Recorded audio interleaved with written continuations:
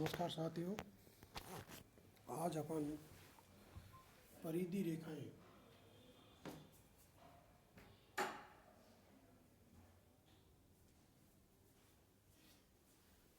Ridge line पर चर्चा करेंगे। परिधि रेखाएं आर्थिक क्षेत्र को अनार्थिक क्षेत्र से अलग करती हैं। परिधि रेखाएं दो प्रकार की होती हैं, निचली परिधि रेखा और ऊपरी परिधि रेखा। लोअर रिज लाइन, अपर रिज लाइन।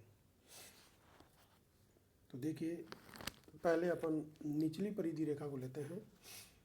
निचली परिधि रेखा श्रम व पूंजी के उन विभिन्न संयोगों को मिलाती है जहां श्रम की सीमांत उत्पत्ति MPL शून्य होती है या जहां समोत्पत्ति वक्र क्षैतिज अक्ष के समानांतर होते हैं। तो निचली परिधि रेखा का मतलब क्या हुआ कि निचली परिधि रेखा श्रम व पूंजी के उन विभिन्न संयोगों को मिलाती है जहां श्रम की सीमांत उत्पत्ति MPL 0 होती है या जहां समोत्पत्ति वक्र क्षैतिज अक्ष के समानांतर होते हैं। और ऊपरी परिधि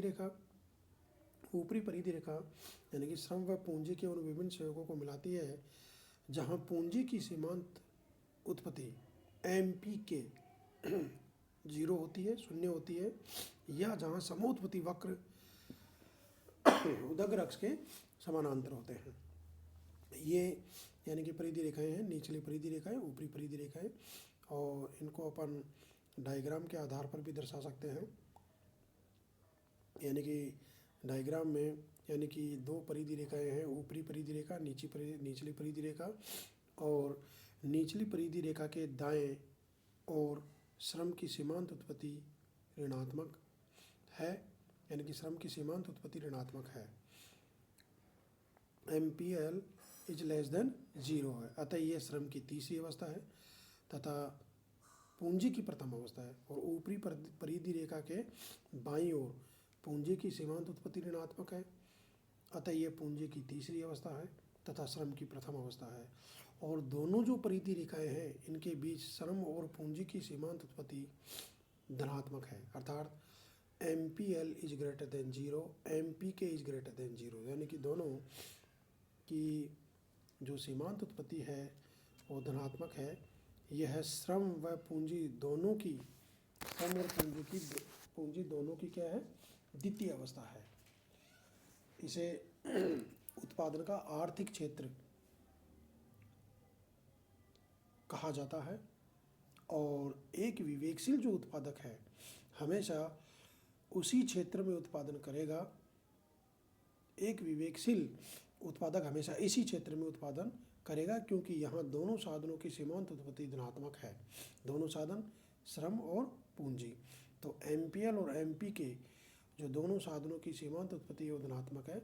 इसके विपरीत उत्पादक निचली परिधि रेखा के दाईं ओर कार्य नहीं करेगा क्योंकि यहाँ श्रम की सीमांत उत्पत्ति MPL ऋणात्मक है। इसी प्रकार वह ऊपरी परिधि रेखा के बाईं ओर कार्य नहीं करेगा क्योंकि यहाँ पर पूंजी की सीमांत उत्पत्ति MPK ऋणात्मक है। इन्हें उत्पादन का अनार्थिक क्षेत्र कहते हैं। इन क्षेत्रों में समोत्पत्ति वक्र धनात्मक ढाल का हो जाता है।